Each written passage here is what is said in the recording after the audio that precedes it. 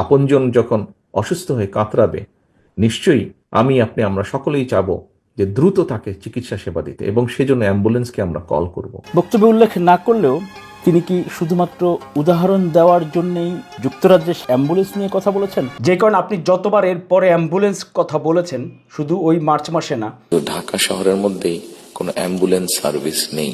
বাংলাদেশ বাদ দিলাম, খোদ ঢাকা শহরে there is no central ambulance system.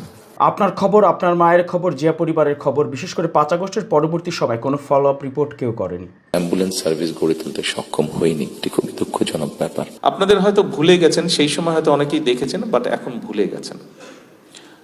আম্মা একবার না ভুলে গেছেন, যেটা আমি বলবো ভুলে গেছেন, ভুলাটাই স্বাভাবিক। সেটা হচ্ছে আম্মা একবার খুব অসুস্থ হয়ে গিয়েছিলেন।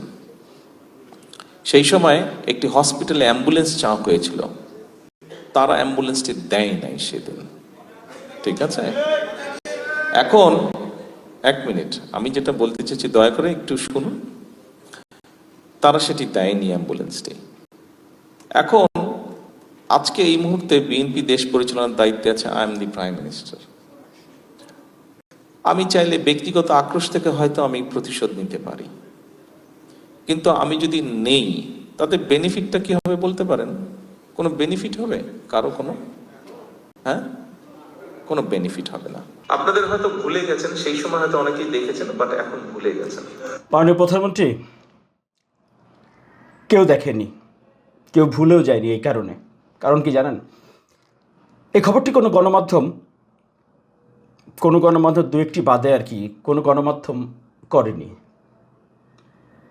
আপনার খবর, আপনার মায়ের খবর, জিয়া পরিবারের খবর, বিশেষ করে 5 আগস্টের পরবর্তী সময় কোনো ফলো আপ রিপোর্ট কেউ করেনি।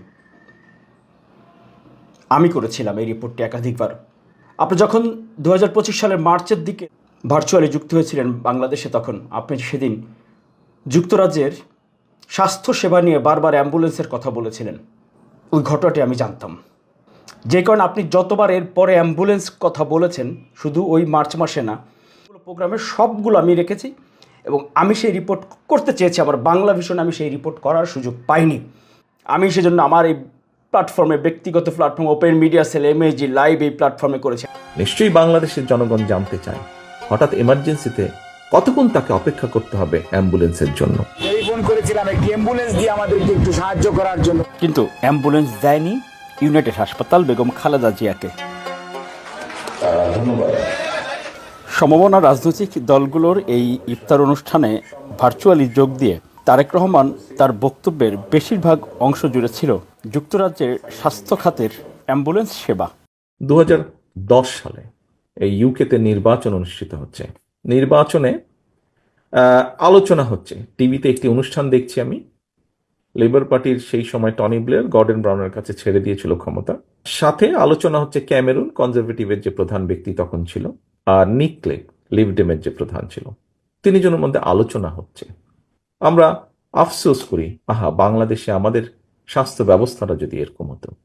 প্রিয় সম্মানিত উপস্থিতিবৃন্দ, আলোচনার বিষয়বস্তুটি কি ছিল জানেন? স্বাস্থ্য ব্যবস্থারই একটি বিষয় ছিল, কোন দল জনগণের ভোটে সরকার গঠনের সুযোগ পেলে, এই যে হঠাৎ এমার্জেন্সি হলে বাসা থেকে যে এই দেশে অ্যাম্বুলেন্সের জন্য ফোন করে, কোন দল কিভাবে হসপিটাল থেকে অ্যাম্বুলেন্সটা রোগীর কাছে পৌঁছবে, এই সময়টাকে কম কে করতে পারবে।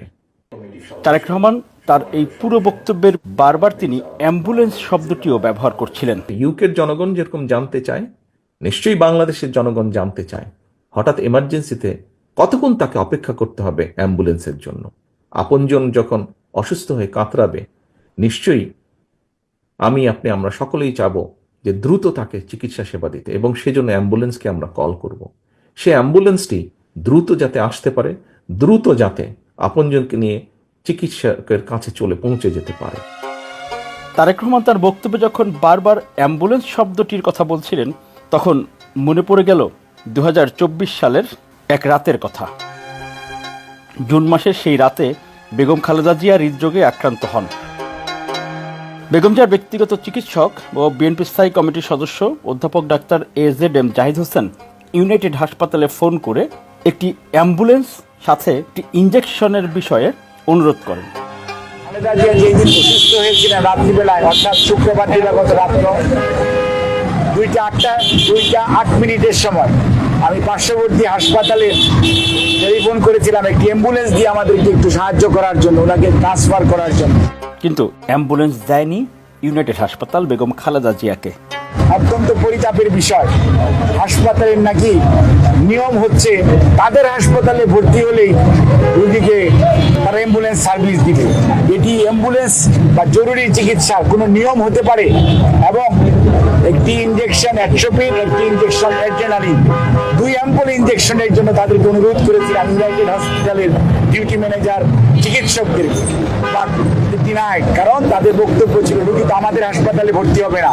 অর্থাৎ রোগী যদি তাদের হাসপাতালে ভর্তি হয় তাহলে জরুরি চিকিৎসা পাবে, অন্যথায় জরুরি চিকিৎসা পাবে না। এটি জাতির জন্য দুর্ভাগ্যজনক। কিন্তু তারেক রহমান তার বক্তব্যের কোথাও উল্লেখ করেননি তার মায়ের সেই অ্যাম্বুলেন্স না পাওয়ার কথা। বক্তব্যে উল্লেখ না করলেও তিনি কি শুধুমাত্র উদাহরণ দেওয়ার জন্যেই যুক্তরাজ্যের স্বাস্থ্য খাত নিয়ে কথা বলেছেন আর অ্যাম্বুলেন্স নিয়ে কথা বলেছেন? নিজের মাকে একটি অ্যাম্বুলেন্স সার্ভিস এবং একটি ইঞ্জেকশন কোনো এক হাসপাতাল দেয়নি, সেটি কি তারেক রহমান একেবারেই ভুলে যাবেন, ভুলে গেছেন? Miraj Hossain Gazi, desk report, Dhaka.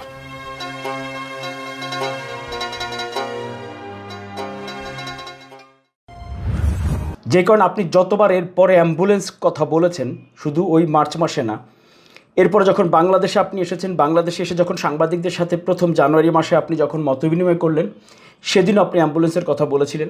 বনানীতে আপনি যেদিন বনানী কমিউনিটির সঙ্গে আপনি মতবিনিময় করছিলেন নির্বাচনের আগে, সেদিনও আপনি অ্যাম্বুলেন্সের কথা বলেছিলেন। 2008 সালে যাবার পরে 2010 সালে সেখানে প্রথম একটি নির্বাচন আমি দেখেছিলাম। তো যেহেতু সেটি নির্বাচন ছিল, স্বাভাবিকভাবে রাজনৈতিক কর্মী হিসাবে আমার একটা ইন্টারেস্ট ছিল। টিভির সামনে বসে আমি ডিবেট দেখছিলাম। সেখানে দুজন নেতার মধ্যে, দুটি মেইন দলের নেতার মধ্যে, লেবার এবং কনজারভেটিভ, খুব দুঃখজনক হলো বাংলাদেশ বাদই দিলাম, শুধু ঢাকা শহরের মধ্যেই কোনো অ্যাম্বুলেন্স সার্ভিস নেই। গত 54-55 বছরে আমরা মানুষের চিকিৎসা সেবার জন্য অ্যাম্বুলেন্স সার্ভিস গড়ে তুলতে সক্ষম হইনি। এটি খুবই দুঃখজনক ব্যাপার।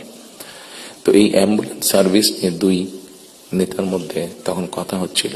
খুব সম্ভবত তখন যতটুকু আমার মনে আছে, তখন এমার্জেন্সির জন্য অ্যাম্বুলেন্স সার্ভিস কল করলে 20 মিনিটের মতন সময় লাগতো আসতে অ্যাম্বুলেন্সের। একজন 1 মিনিট কমাচ্ছে, একজন 5 মিনিট কমাচ্ছে। এই কাজটি তারা তাদের জনগণের জন্যই করতে চাইছে। বনানী কমিউনিটির সঙ্গে আপনি মতবিনিময় করছিলেন নির্বাচনের আগে, সেদিনও আপনি অ্যাম্বুলেন্সের কথা বলেছিলেন এবং বলেছিলেন যে শুধু বাংলাদেশ তো বাদ, শুধু এই ঢাকা শহরে একটি সেন্ট্রাল অ্যাম্বুলেন্সের ব্যবস্থা নেই। এই মুহূর্তে আপনার যদি হঠাৎ করে শারীরিক কোনো সমস্যা হয়, আপনি যদি একটা অ্যাম্বুলেন্স কল করেন, আপনি অ্যাম্বুলেন্স পাবেন না? পাবেন না। ঢাকা শহর, বাংলাদেশ বাদ দিলাম, খোদ ঢাকা শহরে there is no central ambulance system. চিন্তা করতে পারেন, আমি বলার আগ পর্যন্ত কেউ চিন্তা করেছিলেন ব্যাপারটা? বিএনপি কিন্তু ব্যাপারটা চিন্তা করেছে। আমি শিওর আপনারা এভাবে চিন্তা করেননি ব্যাপারটা, বিএনপি চিন্তা করেছে। এই মুহূর্তে বাংলাদেশ বাদ দেন, খোদ ঢাকা শহর রাজধানী, এখানে কোনো সেন্ট্রাল অ্যাম্বুলেন্স সিস্টেম নাই। জেলা উপজেলা সব জায়গায় বাদই দিলাম আমরা। এবং আমার আরও সার্থকতা, আমি লাস্টে যেই বাক্যটি বলেছিলাম, বক্তব্যে উল্লেখ না করলেও তিনি কি শুধুমাত্র উদাহরণ দেওয়ার জন্যেই যুক্তরাজ্যের স্বাস্থ্য খাত নিয়ে কথা বলেছেন আর অ্যাম্বুলেন্স নিয়ে কথা বলেছেন? নিজের মাকে একটি অ্যাম্বুলেন্স সার্ভিস এবং একটি ইঞ্জেকশন কোনো এক হাসপাতাল দেয়নি, সেটি কি তারেক রহমান একেবারেই ভুলে যাবেন, ভুলে গেছেন? যে তারেক রহমান কি শুধু উদাহরণ দেওয়ার জন্য এই কথাগুলো বলেছেন?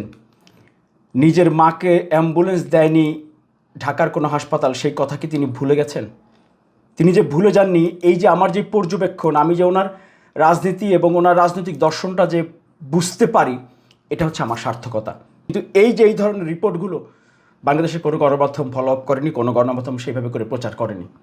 এখন এই ধরনের সত্য তুলে ধরি, এই কারণে আমি দালাল, চাটুকার, আমার জামাত শিবিরের বন্ধুরা আমাকে সাংবাদিকতা শিখান।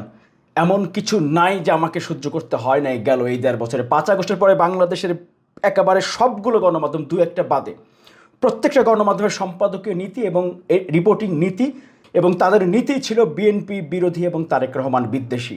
এই জন্য আমি এই open media cell MHG live এই বিকল্প প্ল্যাটফর্ম তৈরি করে এই যুদ্ধ করছি, কোনো কিছু পাওয়ার জন্যে না। জামাত শিবিরের যেই বন্ধুরা কমেন্ট করেন, বলেন যে চাটাচাটি অমুক তমুক, সরকারের সর্বোচ্চ পর্যায় থেকে বলা হয়েছে কি চাই। আমি মিরাজ হোসেন গাজী কিছু চাইনি। এরপরে যদি আপনি বলেন মিরাজ হোসেন গাজী চাটাচাটি স্বার্থের জন্য কোনো কিছু, আর একটা উদাহরণ তৈরি করে দেখেন। আমার যুদ্ধটা আমি একা করতে চাই, কারো সহযোগিতা না নিয়ে। আমি আমার এই সংগ্রাম করতে চাই আমার যারা ফলোয়ার, আমাকে যারা সাপোর্ট দিচ্ছেন, তাদের সহযোগিতা নিয়ে। এই জুলাই আগস্ট গণ অভ্যুত্থানের এই বর্ষপূর্তির সময় আমি চাই যে আমি এই গণমাধ্যমের যে অপেশাদারিত্ব আর গণমাধ্যমের যে গুপ্তবাদের দখল, যে মিথ্যা সংবাদগুলো করা, আর জুলাই আগস্টের গণ অভ্যুত্থানে বিএনপি তারেক রহমানের ভূমিকা ব্ল্যাক আউট করে দিয়েছে, এই সত্যটা প্রচার করে তুলে ধরে জাতির সামনে প্রজেকশনের মাধ্যমে আমি বড় প্রদর্শনী করে প্রয়োজনে এরপর আমি গ্রামে ফিরে যাব। কারো যদি সাহস থাকে, যত বড় হ্যাডোমালা হন, আমার সামনে প্রমাণ করবেন একটা তথ্য, একটা রিপোর্ট মিথ্যা। আপনারা মিথ্যাচার করেছেন, আপনারা ব্ল্যাকআউট করে দিয়েছেন, আর আমি আপনাদের সেই মিথ্যাচার, ব্ল্যাকআউট আর অপসাংবাদিকতার বিরুদ্ধে একা সংগ্রাম করছি বিকল্প প্ল্যাটফর্মে, এই ওপেন মিডিয়া সেলের মাধ্যমে। এই ওপেন মিডিয়া সেলে আপনাদের সকল গণমাধ্যমের মুখোশধারীদের জবাব দেওয়ার জন্য যথেষ্ট, আল্লাহর রহমতে। আল্লাহ যদি আমাকে বাঁচিয়ে রাখে, আমি প্রয়োজনে গ্রামে ফিরে যাব, কিন্তু আমার এই যুদ্ধ আমি চালিয়ে যাব। আমি চাইনি, কারণ বেগম খালেদা জিয়া আমার কাছ থেকে বঞ্চিত হয়েছিলেন। বেগম খালেদা জিয়ার সঙ্গে আমি অপেশাদার আচরণ করেছি। বেগম খালেদা জিয়াকে আমি মিরাজ হোসেন গাজী, আমার মাধ্যমে তিনি এবং তার পরিবার বঞ্চিত হয়েছে। আমি সেই বাড়ি উচ্ছেদের সেই রিপোর্টটি করতে পেরেছি, লাল টেলিফোনের রিপোর্টটি তো করতে পারিনি। এই যে খালেদা জিয়াকে অ্যাম্বুলেন্স দেওয়া হয়নি, ইউনাইটেড হাসপাতালে অ্যাম্বুলেন্স দেয়নি, তারেক রহমান আজকে প্রধানমন্ত্রী, আজকে সেই তারেক রহমান বলছেন যে মানে ব্যবস্থা নিলে বা নিলে কী হবে। এই মানুষটার আপনি পক্ষে কথা বলবেন না, কার পক্ষে কথা বলবেন? দালাল বলবেন? হ্যাঁ দালাল বলেন, মিরাজ হোসেন গাজী তারেক রহমান জিয়ার পরিবারের দালাল। কিন্তু কোনটা দালাল? সত্য তুলে ধরার দালাল, কোনো কিছু পাওয়ার জন্য না। আবারও বলি, মনে রাখবেন, যদি এমন পরিস্থিতি হয় যেদিন আপনার প্রত্যেকটা হাউসে এমন কেউ আপনার মাথায় এসে বসবে যে আপনার দলের বিরুদ্ধে আপনাকে নিউজ করতে বলবে, তখন আপনি কি করবেন? প্রতিবাদ কিন্তু করতে পারবেন না, কারণ আজকে আপনি চুপ করেছিলেন যখন মিরাজ হোসেন গাজী একা যুদ্ধ করছিল। এইটুকু শুধু বললাম। কিন্তু মিরাজ হোসেন গাজী ওই দিনও অপসাংবাদিকতার বিরুদ্ধেই কথা বলবে, সেদিন আপনার পক্ষেই কথা বলবে। এইটুকু মনে রাখবেন। এই জন্যই সাংবাদিকতা করতে আসছি, চাকরির জন্য, টাকার জন্য, কোনো কিছু পাওয়ার জন্য সাংবাদিকতা করতে আসি নাই। Open media cell.